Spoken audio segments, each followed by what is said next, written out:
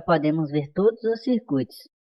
Então, nesse vídeo, você vai ver o passo a passo de cada circuito da residência, começando pelo padrão de energia, que passa os cabos para o quadro de distribuição, mostrar o aterramento que foi feito e o tipo de aterramento. Você vai ver também a montagem do quadro, mostrando a corrente de cada disjuntor, DPS e DR. Toda a instalação elétrica dessa residência eu vou mostrar para você junto com o projeto elétrico. E nesse projeto elétrico também temos o diagrama unifilado do quadro de distribuição. Então vamos iniciar no padrão de energia, que é bifásico. Nesse padrão de energia temos um disjuntor bifásico de 63 amperes e os cabos fase e neutro de 16 milímetros, que conecta no medidor. No neutro é conectado o aterramento do padrão, que foi feito apenas com a haste. O neutro do medidor vai direto para a residência, e a fase passa primeiro pelo disjuntor, e depois vai para a residência.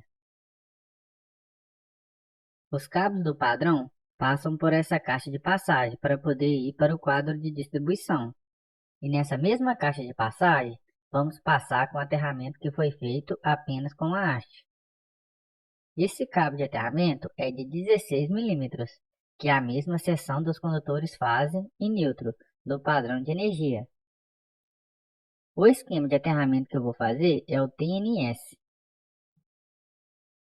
Esses cabos chegam subterrâneo do padrão até essa caixa de passagem e depois passam pelo teto, por esse eletroduto, até o quadro de distribuição. No projeto elétrico, podemos ver essa passagem dos cabos. Temos o padrão de energia com essa letra M, depois os dois cabos fase e neutro passam subterrâneo até a caixa de passagem, por isso que está com a linha tracejada. E depois o cabo de aterramento vai junto com os cabos do padrão para o quadro de distribuição. Então, no quadro de distribuição, chegamos com as duas fases e conectamos no disjuntor geral, de 63 amperes. Depois saímos com os cabos do disjuntor geral e conectamos no DPS e depois no DR, que também é de 63 amperes.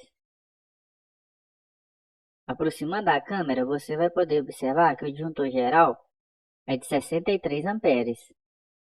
O DPS para cada fase é de 175 volts, de 20 kA. 175 volts porque a tensão entre fase e neutro é de 127 volts, mas pode usar um DPS de 275 volts sem problema. Mais para frente eu vou explicar para você o porquê que foi usado o DPS apenas para fase, não foi usado o DPS para o neutro. Depois saímos com as fases do DR e alimentamos o barramento tipo pente bifásico. O neutro conectamos no barramento de terra e depois voltamos para poder conectar no DR. E na saída do DR conectamos no barramento de neutro exclusivo para o DR. O aterramento conectamos no barramento de terra junto com o neutro antes do DR. Fazendo essa conexão do neutro junto com o aterramento, você não precisa usar DPS para o neutro, porque o neutro já está aterrado. Assim, o esquema de aterramento fica sendo TNS. Depois é conectado o condutor de aterramento na saída dos dois DPS.